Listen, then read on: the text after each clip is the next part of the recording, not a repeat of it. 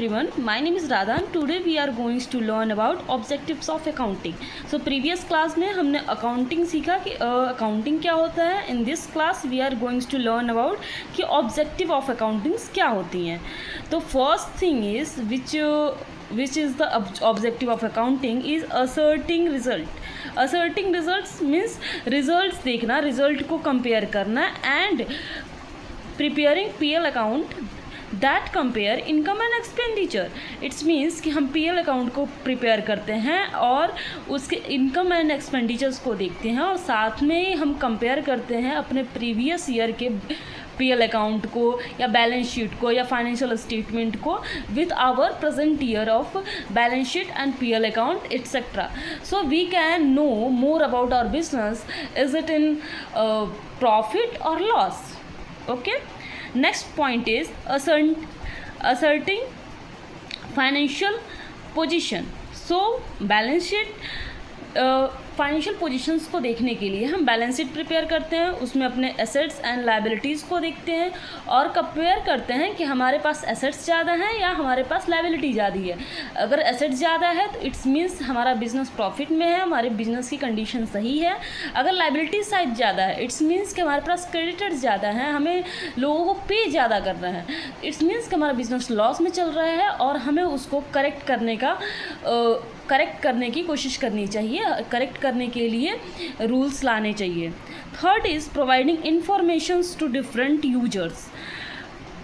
Third में क्या होता है कि हमने PL अकाउंट प्रिपेयर कर लिया, फाइनेंशियल पोजीशंस जान ली अपने बिजनेस की. सो देन उस इंफॉर्मेशंस को डिफरेंट यूजर्स से कम्युनिकेट करना, उसको अपने owners, creditors, bankers, investors, tax authorities etcetera के साथ शेयर करना ताकि उन्हें भी हमारे बिजनेस के बारे में सही और करेक्ट नॉलेज मिल सके और वो भी हमारे कंपनी में अपने अकॉर्डिंग इन्वेस्ट कर सकें. Next is function of accounting. So function of accounting मतलब कि अकाउंटिंग के फंक्शंस क्या क्या होते हैं, अकाउंटिंग का काम क्या क्या होता है, एक्चुअली में काम क्या क्या होता है. तो अकाउंटिंग हम तभी करते हैं जब हमें मेजरमेंट करना हो, कि हमें अपने कंपनी के बारे में ज़्यादा जानना हो, उसके बारे में मेजर करना हो, हमें जानना हो कि एसेट एंड लायबिलिटीज़ कितनी है, हमें जानना हो कि हमारा बिजनेस प्रॉफिट में जा रहा है या लॉस में जा रहा है. And forecasting means long term में अपने बिजनेस के बारे में सोच पाना. जैसे कि फोरकास्ट करना, जैसे कि वेदर के बारे में फोरकास्टिंग होती है, वैसे ही अपने बिजनेस को लेकर लॉन्ग टर्म में हमारा क्या रोल रहने वाला है, हम लॉन्ग टर्म में प्रॉफिट गेन करने वाले हैं, लॉस गेन करने वाले हैं, या फिर हमारा बिजनेस कैसे रन होगा आगे चल के. इन सब चीज़ों के बारे में इंफॉर्मेशन लेना, फोरकास्ट करना एंड इन सारी चीज़ों के बारे में सोचना और समझना. Third is decision making. So decision making मतलब अपने जो बिज़नेस कंडीशन है उसको देख के, अपनी जो फाइनेंशियल स्टेटमेंट है उसको देख के हम डिसीजन लेते हैं कि हमें आगे क्या करना है. हमारे जो इन्वेस्टर्स होते हैं वो डिसीजंस लेते हैं कि उन्हें और क्या इन्वेस्ट करना है या कैसे करना है. हमारे जो ओनर्स होते हैं वो डिसाइड करते हैं, हमारे क्रेडिटर्स होते हैं. ये सारी इन्फॉर्मेशन डिसीजन मेकिंग में हेल्पफुल रहती है, साथ में हमारे मैनेजर्स के लिए भी हेल्पफुल रहती है. And now it's comes to comparison and evaluation. तो comparison and evaluation same thing है कि हम प्रीवियस ईयर के जो अकाउंटिंग स्टेटमेंट्स हैं, जैसे PL अकाउंट हो गया, बैलेंस शीट हो गया, इनकम स्टेटमेंट हो गया, और ऑल ऑफ दिस थिंग्स, उसको हम क्या करते हैं, कंपेयर करते हैं. प्रीवियस ईयर का प्रेजेंट ईयर से कंपेयर करते हैं, देखते हैं कि प्रेजेंट ईयर में क्या हमने इम्प्रूव किया है या हमारा लॉस में गए हैं या फिर कैसी चीज़ें हैं, इस चीज़ों को लेकर कंपैरिजन करते हैं. And now it's comes to control means कि जब हम कंट्रोल कर रहे होते हैं, जब हमारा कंट्रोल देखते हैं कि अगर हमने देख लिया कि हाँ ये हमारे बिजनेस में ये प्रॉब्लम है, अब हमें यहाँ कंट्रोल करने की ज़रूरत है, हमने डिसीजंस मेकिंग कर लिया, तो हम कहाँ कंट्रोल करेंगे, कैसे कंट्रोल करेंगे, ये सारे डिसीजंस भी हमारे अकाउंटिंग में आते हैं और ये भी हमारा one of the most important function होता है अकाउंटिंग का. Now it's comes to government regulation and taxation, accounting से हम गवर्नमेंट रेगुलेशन, अकाउंटिंग के थ्रू ही हम गवर्नमेंट रेगुलेशंस एंड टैक्सेशंस के ऊपर भी डिसीजंस ले पाते हैं। गवर्नमेंट भी हमारे अकाउंटिंग या अकाउंट को देखने के लिए इंटरेस्टेड होती है। Now we are coming on the next topic is accounting cycle. So accounting cycle, you already know कि अकाउंटिंग में हम ट्रांजेक्शन्स को रिकॉर्ड करते हैं, फिर उन्हें क्लासीफाई करते हैं, देन उन्हें समराइज करते हैं।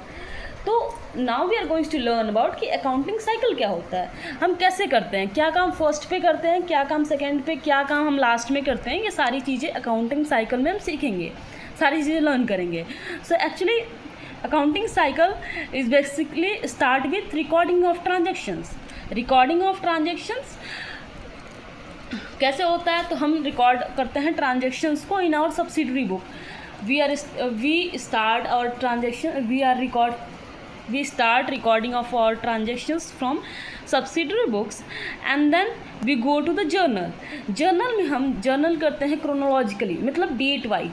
जैसे कि फर्स्ट को अगर हमारा परचेज हुआ है या फर्स्ट को सेल किया हमने कुछ, तो वो फर्स्ट में वो पहले आएगा। सेकेंड जैन को अगर हमने कुछ परचेज या सेल किया है तो वो सेकेंड नंबर पे आएगा। अगर थर्ड जैन को किया है तो ये हमारा थर्ड नंबर पे आएगा। तो ऐसे डेट वाइज क्रोनोलॉजिकल ऑर्डर में चीज़ों को हम ट्रांजेक्शन्स को हम रिकॉर्ड करते हैं और उन्हें राइट करते हैं।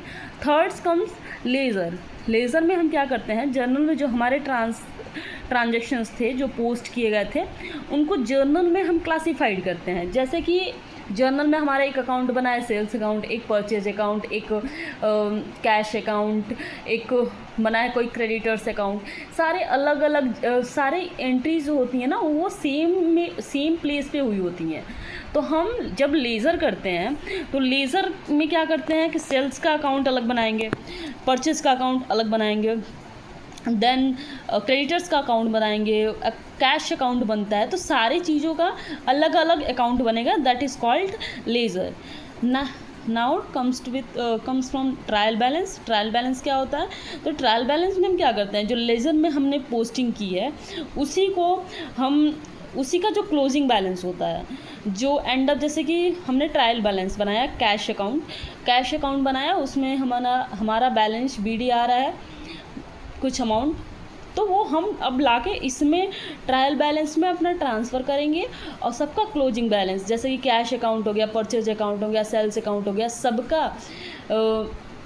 सबका जितना भी ट्रांजेक्शन हुआ है, जितना भी हमने लेजर बनाए हैं, उन सब का जो क्लोजिंग बैलेंस होगा वो ट्रायल बैलेंस में आके इंक्लूड हो जाएगा। वो इंक्लूड भी डेबिट और क्रेडिट की बेसिस पे होता है, जो कि हम नेक्स्ट वीडियोज़ में या आने वाली किसी वीडियोज़ में देखेंगे। आज हम सिर्फ ट्रायल बैलेंस को एक ओवरव्यू के थ्रू समझेंगे। And adjustment entries are nothing but it's like कि आपने अगर ट्रायल बैलेंस या कोई जर्नल लेजर कुछ में प्रॉब्लम हुई हो तो आप वहाँ लाके उसमें एडजस्टमेंट एंट्रीज कर सकते हैं, ताकि हमारे फाइनेंशियल स्टेटमेंट में कोई प्रॉब्लम ना आए और हम उसको एडजस्टमेंट एंट्रीज के थ्रू अपने जो एंट्रीज़ हैं, ट्रांजेक्शन्स हैं, उनको एडजस्ट कर देंगे इसके अकॉर्डिंग, ताकि हमारे फाइनेंशियल स्टेटमेंट्स बनाने में कोई रुकावट ना आए। Now it's come on adjusting trial balance. अगर ट्रायल बैलेंस में कुछ एडजस्टमेंट्स करने हैं, कोई चीज़ बाद में हुई है उसको एडजस्ट करना है या कुछ प्रॉब्लम है, तो उसको हम लाके यहाँ पे अगर ज़रूरी है तो यहाँ पे उसको लाके हम एडजस्ट कर लेते हैं। Now it's come on closing entries में क्या होता है कि सारे भी जितने भी नॉमिनल अकाउंट्स होते हैं उनको हम PL में ट्रांसफ़र करके क्लोज कर लेते हैं अपने अकाउंट को। मेनली हियर PL अकाउंट बनता है। PL अकाउंट में क्लोजिंग एंट्रीज हमारी बन जाती हैं, ताकि हमारा फाइनेंशियल स्टेटमेंट बनाने में ईजी हो। फाइनेंशियल स्टेटमेंट फिर से वही चीज़ें आ जाती हैं, balance sheet, income statement, PL account, ये सारी चीज़ें बना के हम अपने फाइनेंशियल स्टेटमेंट को कंप्लीट करते हैं। And we start again with this topic that is called recording of transaction. Then हमारा नेक्स्ट ईयर से ये चीज़ें फिर से स्टार्ट हो जाती हैं। Thank you everyone for watching this video. I hope it will helpful for you. If you like it, please like, subscribe and share the channel. Thank you so much.